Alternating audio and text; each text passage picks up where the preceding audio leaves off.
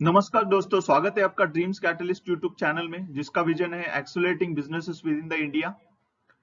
आज हम फिर एक नए केस स्टडी के साथ में आपके साथ हाजिर है जिसका नाम है पेटीएम। हाँ, तो आज का केस स्टडी हम लोग बना रहे हैं पेटीएम के ऊपर और इसके रिलेटेड हम इंफॉर्मेशन या इंसाइट्स आपको देंगे। और एक एक्सेप्शनल चीज है इसमें अंडरस्टैंड करने की कि जो हम यूपीआई ऐप से डे टू डे में जैसे पेटीएम हुआ, गूगल पे हुआ, फोन पे हुआ, आप यूज करते हो राइट, और पेमेंट करते हो विद इन सेकंड, तो वो कैसे वर्क होता है या उसके ऊपर किसका कंट्रोल है वो भी हम लोग इस केस स्टडी में देखेंगे। सो रूट्स की बात करते हैं दोस्तों पेटीएम के, तो ये 2010 में स्टार्ट हुआ था इंडिया में ही। 197 कम्युनिकेशंस इसका पेरेंट कंपनी है और अराउंड 10,000 के आसपास इसके एम्प्लॉइज है and this is license by RBI. इसके रेवेन्यू की अगर हम लोग बात करें तो ये 5,000 करोड़ के आसपास है इन 2022। बट ये कंपनी प्रॉफिट में नहीं बल्कि लॉसेस में चल रही है। सो अराउंड 2,000 करोड़ के आसपास इसका 2022 में लॉस है एंड इसका जो कस्टमर बेस है वो अराउंड 200 लाख के आसपास छोटे मोटे बिजनेसेस ये टारगेट करती है, 3 करोड़ के आसपास यूजर्स टारगेट करती है। देन पेटीएम का स्टार्टअप स्टोरी हम लोग अगर जानना चाहे तो ये एक प्रीपेड मोबाइल या डीटीएच रिचार्ज प्लेटफॉर्म की तरह स्टार्ट हुआ था। इसके बाद में अराउंड 8 लाख के आसपास लोन लेके इसको खड़ा किया था एंड ये 10 साल के अंदर ही काफी वैल्यूएबल फिनटेक इंडिया में साबित हुआ जिसने दिस यूपीआई पेमेंट सिस्टम में एक रिवोल्यूशन ला दिया। ये हाल ही में ही शेयर मार्केट में गया है 2021 नवंबर में और ये एक बिगेस्ट आईपीओ था। इसका मार्केट कैप जो है पेटीएम का उस टाइम पे 1.19 लाख करोड़ के आसपास था, जो बहुत ही बड़ा है। और पेटीएम का विजन है कि आधे से ज्यादा इंडियन को मेन स्ट्रीम इकोनॉमी से कनेक्ट करना। इन्वेस्टर्स की अगर बात करें तो इसमें अलीबाबा इन्वेस्टर्स काफी इनिशियली इनका बहुत सारा मतलब मोर देन 50%, और सॉफ्ट बैंक ग्रुप जो है इनका भी फाइनेंशियल एज ए इन्वेस्टर्स थे। और टोटल फंडिंग जो है पेटीएम की 17 हो चुके हैं और 4.6 बिलियन के आसपास इनको रेवेन्यू मिल चुका है। उसका valuation in terms of crore 38,000 crore के आसपास होता है। सर्विस पोर्टफोलियो की अगर इनके बात करें तो ये पेमेंट्स में डील करते हैं, रिचार्ज या पे बिल्स में।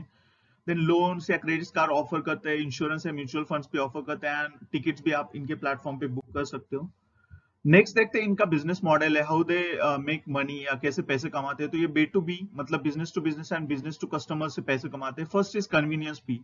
तो इनके प्लेटफॉर्म के थ्रू आप ट्रैवल से एंटरटेन की टिकट बुक कर सकते हो, तो वो एक कन्वीनियंस फी चार्ज करते हैं एज अ यूजर आपको। देन मर्चेंट्स या बिजनेस का ट्रांजेक्शन फी भी वो चार्ज करते हैं, जैसे छोटे मोटे बिजनेसेस पेटीएम का ऐप यूज करते हैं राइट, तो जो भी बिजनेस ट्रांजेक्शन है उसके ऊपर वो कुछ फीस लगाते हैं। Then last is lead and sales fees. तो ये क्या करते हैं, इंश्योरेंस, लोन्स हुआ या बाकी की सर्विसेज अपने प्लेटफॉर्म पे बेचते हैं और उसके ऊपर लीड जनरेशन पे एंड सेल जितना भी हुआ उसके परसेंटेज या कमीशंस लेते हैं थर्ड पार्टी या बिजनेसेस से। इसी तरह convenience fee, transaction fee and lead and sales fee करके ये लोग अपना रेवेन्यू बना रहे हैं। नेक्स्ट इज इनके कंपिटेटर्स, तो फोन पे, गूगल पे इनके मेन कंपिटेटर्स है। बाकी 20 प्लस मार्केट में ऐसे तो यूपीआई प्लेटफॉर्म से जिसके थ्रू आप इंस्टेंटली पेमेंट करते हो। टेक अवेज भी क्या है, तो इसका नेवर गिव अप, बिकॉज अगर आप फाउंडर्स का देखो तो ये बहुत बोल्ड है टू परस्यू हिज विजन। तो आप उनसे ये तो बात सीख ही सकते हो कि नेवर गिव अप, जो भी हर्डल्स है वो ओवरकम करना है। Then target complete ecosystem. तो अगर आपका रेवेन्यू बढ़ाना है या डाइवर्सिफाई करना है तो पूरा इकोसिस्टम इन्होंने फिनटेक का देखा और क्रॉस सेलिंग स्टार्ट किया, जैसे इंश्योरेंस में हुआ, लोन्स में हुआ। थर्ड है कि प्रैक्टिकल एंड थॉटफुल है। तो बिजनेस कोई ओवरनाइट सक्सेस नहीं है। अगर आप देखो तो इन्होंने 2000 में इनकी पेरेंट कंपनी स्टार्ट की थी और 2010 में पेटीएम एक अच्छा स्टार्टअप बन के उभर के आया था। तो कोई ओवरनाइट सक्सेस नहीं है बिजनेस में, तो प्रैक्टिकल रहना चाहिए। Your vision get better and bigger. So as इनका बिजनेस ग्रो हुआ है तो इनका विजन भी चेंज होता जा रहा है, ये भी और भी डाइवर्सिफाई कर रहे हैं। की चैलेंजेस इन्होंने पेटीएम ने क्या फेस किए वो भी देखेंगे। तो अर्ली एंट्रेंट था तो ट्रस्ट का इशू था कंज्यूमर से या कस्टमर से, वो एक था। सेकेंड, आरबीआई लाइसेंसिंग चैलेंज भी ये लोग काफी फेस किया, या इनिशियल ही है ये एज अ फिनटेक और एक लीडिंग है, तो लाइसेंसिंग के बारे में भी इनको चैलेंज आया। और वो because of around more than 25% Chinese investors के स्टॉक है, या Alibaba investors group as a investors था। Then next is yet to turn into profit. तो ये अभी भी प्रॉफिट बनाने के चक्कर में स्ट्रगल कर रही है, मेनली बिकॉज ये अपना ऑपरेशन या सर्विसेज एक्सपांड कर रहे हैं और उसके लिए ज्यादा एक्सपेंसेस लग रहे हैं राइट। सो उसकी वजह से ये लोग प्रॉफिट में टर्न नहीं हो रहे and they are continuously getting मतलब अभी तक तो 2022 का भी इनका नेट लॉस अराउंड 2000 करोड़ के आसपास है। होप कि आगे आने वाले फ्यूचर में तो प्रॉफिट में कन्वर्ट हो जाए। लास्ट इज हाई कंपटीशन, सो वो प्योरली फोकस बिजनेस है, जैसे बैंक्स हुआ, इंश्योरेंस कंपनी हुआ, तो अपनी क्रॉस सेलिंग में उनसे भी वो एक compete करना एक चैलेंज है। नेक्स्ट दोस्तों है कि हाउ यूनिफाइड पेमेंट इंटरफेस या यूपीआई सिस्टम वर्क्स। तो ये इनिशियली मैंने आपको बोला था, तो ये लॉन्च हुआ by National Payments Corporation of India NPCI in April 2016। तो UPI is a better avatar of IMPS जो हम बैंकिंग के थ्रू करते हैं। तो एक free, fast and secure payment system है।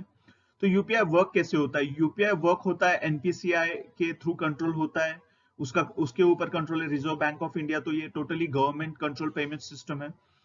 तो सेंडर ऐप रहता है, जैसे आप कोई भी परचेस करने जाते हो कोई भी चीज, तो आप उसको पैसा भेजना चाहते हो, तो आपके जो मोबाइल में पेटीएम है, गूगल पे, वो सेंडर ऐप हुआ, और उसके मोबाइल पे जो पेटीएम है, गूगल है, वो रिसीवर ऐप हुआ, राइट।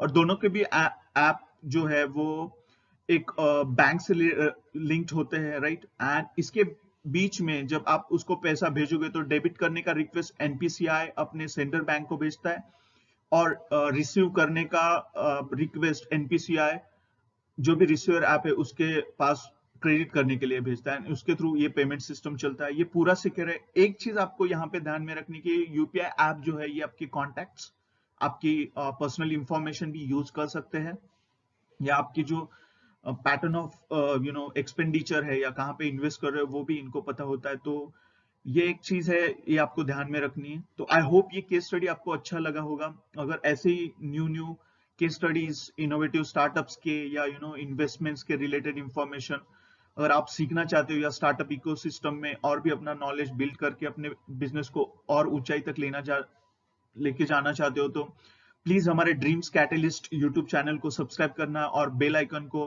हिट करना, ताकि जब भी हम ऐसे न्यू स्टार्टअप्स के वीडियो डालें तो आप इसके लिए देख सको।